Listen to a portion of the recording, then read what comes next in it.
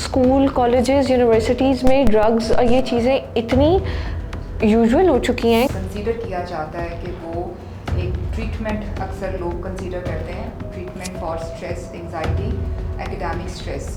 काफ़ी कंट्रीज़ ने कुछ ड्रग कंपोनेंट्स को लीगल भी कर दिए। सोसाइटी में कहीं पता ना लग जाए कि बच्चे ये कर रहे हैं, या ओवरऑल भी जो एक इज्जत पे बात आ जाती है। लेकिन जो रिहेबिलिटेशन है उसके अंदर जो साइकेट्रिस्ट या साइकोलॉजिस्ट हैं वो इतने क्वालिफाइड नहीं हैं। आप एज ए पेरेंट कहाँ थे उस time? Why you were not available for your child that time when he felt himself alone? क्या रिकमेंड करती हैं, या आपका इसके बारे में क्या पॉइंट ऑफ व्यू है कि क्या ये वाकई इन चीज़ों का कोपिंग मैकेनिज्म हो सकते हैं? अस्सलाम वालेकुम। आज हमारे साथ मौजूद हैं एक साइकोलॉजिस्ट डॉक्टर फादिया इरफान। कैसी हैं आप? अल्हम्दुलिल्लाह। सबसे पहले आप अपना इंट्रोडक्शन करवा दें और आपसे कंसल्टेशंस कैसे बुक कर सकते हैं वो गाइड करते हैं। This is Fadia Irfan, consultant psychologist, US reiki healer, hypnotherapist, mindfulness coach. Marham के प्लेटफॉर्म के थ्रू आप मेरे से ऑनलाइन कंसल्टेशन भी बुक करा सकते हैं और हॉस्पिटल्स में फिजिकली पर्सनली विजिट भी कर सकते हैं। ऑलराइट। अच्छा, आज हमने जिस टॉपिक पे बात करनी है ना, मुझे लगता है कि वो आजकल की जनरेशन में बहुत ज़्यादा कॉमन हो चुका है, और हर पेरेंट्स के दिल में भी अपने बच्चों को कहीं भेजते हुए कहीं ना कहीं ये डर होता है लाजमी। और वो टॉपिक ये है कि आजकल स्कूल, कॉलेजेस, यूनिवर्सिटीज़ में ड्रग्स और ये चीज़ें इतनी यूजुअल हो चुकी हैं कि अब इसको बहुत नॉर्मलाइज कर दिया गया कि अगर कोई कर भी रहा है तो उसको बुरा नहीं समझा जाता या उस पर कोई बात नहीं करता।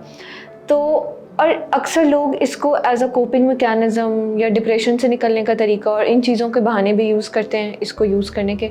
तो एज़ अ डॉक्टर आप क्या रिकमेंड करती हैं, या आपका इसके बारे में क्या पॉइंट ऑफ व्यू है कि क्या ये वाकई इन चीज़ों का कोपिंग मैकेनिज़्म हो सकते हैं और इनके आपके साइकोलॉजिकल हेल्थ पे क्या इम्पैक्ट्स होते हैं? देखें, ड्रग्स जो हैं यूजुअली ड्रग जो है उसको कंसीडर किया जाता है कि वो एक ट्रीटमेंट अक्सर लोग कंसीडर करते हैं, treatment for stress, anxiety, academic stress. और उसको कोप करने के लिए, इन स्ट्रेसेस को कोप करने के लिए ड्रग्स का सहारा लिया जाता है। और जो ड्रग यूज़ करते हैं unfortunately they consider it as a treatment, क्योंकि अब वेस्ट में काफ़ी कंट्रीज़ ने कुछ ड्रग कंपोनेंट्स को लीगल भी कर दिए, तो उसकी वजह से ये इसको लोग ट्रीटमेंट के तौर पर जो है वो लेते हैं। बट इवेंचुअली जब ये ड्रग जो है वो एक एडिक्शन की हद तक बढ़ जाती है, जिसमें बहुत सी ऐसी ड्रग्स भी हैं जो कि जिसकी स्मॉल अमाउंट भी बहुत ज़्यादा ट्रिगर कर देती है आपके न्यूरॉन्स को, तो वो वहाँ पर जाकर आपकी मेंटल, साइकोलॉजिकल, पर्सनल हेल्थ को बहुत ज़्यादा अफेक्ट करते हैं। अच्छा, अक्सर आपके पास भी पेशेंट्स आते होंगे इस तरह के जो अपनी इस लाइफस्टाइल से बाहर निकलना चाहते हैं या इस तरह, तो आपने ज़्यादातर इसके क्या कॉजेज़ देखे हैं कि जो लोग ड्रग्स कर रहे होते हैं उनके मेजरली क्या कॉजेज़ होते हैं? घर पे कोई टेंशन होती है या इस तरह के कोई शायद उनको वो अटेंशन नहीं मिल पा रही होती, तो उसके बारे में क्या पर्सपेक्टिव है आपका?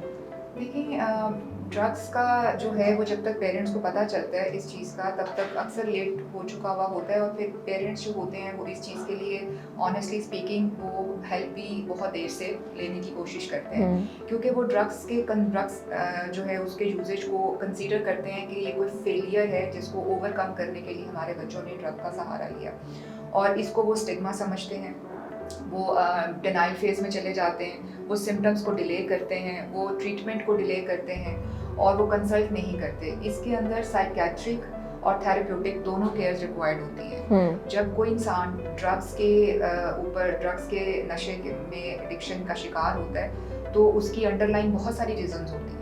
वो सिर्फ स्ट्रेसेस को ओवरकम करने के लिए ड्रग्स का सहारा नहीं लेता, वो जो अंडरलाइन इश्यूज होते हैं वो साइकोलॉजिकल और इमोशनल होते हैं, उनका ठीक होना भी बहुत ज़रूरी है, उनका एड्रेस करना बहुत ज़रूरी है। तो और अनफॉर्चुनेटली हमारे मुल्क के अंदर रिहैब सेंटर्स तो हैं, लेकिन जो रिहेबिलिटेशन है उसके अंदर जो साइकेट्रिस्ट या साइकोलॉजिस्ट हैं वो इतने क्वालिफाइड नहीं है, जिसकी वजह से रिहैब्स के अंदर भी पेशेंट जो हैं वो प्रॉपर तरीके से क्योर नहीं होते। साइकेट्रिक मेडिकेशन से कुछ हद तक तो उनके सिम्टम्स रिकवर हो जाते हैं, बट जो अंडरलाइन कॉजेज हैं जो एक थेरेप्यूटिक केयर के थ्रू एड्रेस की जा सकती हैं, वो ना मिलने की वजह से अगेन रीलैप्स रेट्स बढ़ता है और वो बहुत ज़्यादा जो है वो डेंजरस भी होता है और 10 टाइम्स ज़्यादा उसको अफेक्ट करता है।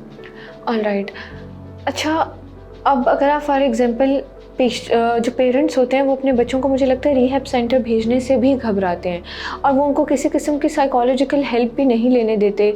शायद वही आपकी बात की एक स्टिग्मा है जिसको वजह से कि वो सोसाइटी में कहीं पता ना लग जाए कि बच्चे ये कर रहे हैं, या ओवरऑल भी जो एक इज़्ज़त पे बात आ जाती है, इस तरह के सिनेरियोज़ होते हैं, तो वो किसी तरह से हेल्प भी नहीं लेने देते, वो उल्टा और सख्ती करना शुरू कर देते हैं। मुझे लगता है जो शायद वो चीज़ और ज़्यादा ट्रिगर कर देती होगी।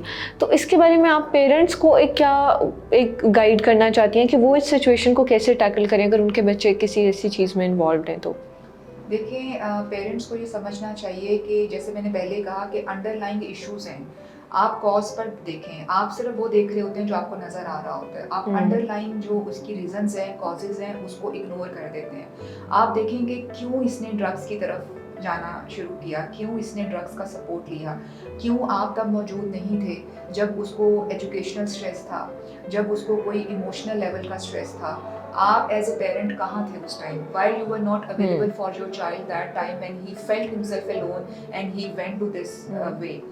तो ये वो चीज़ें हैं पेरेंट्स के सोचने की। और अगर इवेंचुअली पेरेंट्स जो हैं वो इग्नोर रहे या उनको नहीं पता चला, ऑब्वियसली कोई भी पेरेंट तो नहीं चाहता कि उसका बच्चा बुरी रास्ते पे जाए, लेकिन अगर चले किसी के साथ ऐसा हो गया तो देयर एंड देन पेरेंट्स को ये चाहिए कि वो बच्चे को कॉन्फिडेंस मिले, वो उसको बजाय इसके कि वो उसको ट्रिगर करें या वो उसको ब्लेम गेम शुरू कर दें, वो उसको कॉन्फिडेंस मिले, वो उसको सबसे पहले तो डिटॉक्सिफाई करें उसको, क्योंकि ज़रूरत इस चीज़ की होती है कि जो भी एडिक्शन बच्चा ले रहा है उसको डिटॉक्सिफिकेशन की ज़रूरत होती है।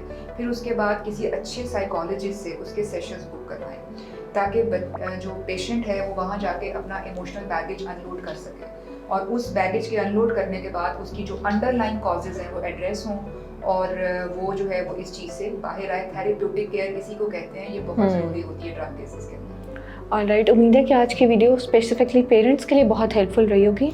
अगर आपकी इससे रिलेटेड या और भी किसी मेंटल हेल्थ सिचुएशन से रिलेटेड कोई क्वेरीज हैं या आप कंसल्टेशंस बुक करना चाहते हैं तो अभी मरहम के थ्रू डॉक्टर फादिया इरफान के साथ ऑनलाइन या फिजिकल कंसल्टेशन बुक करें। Thank you.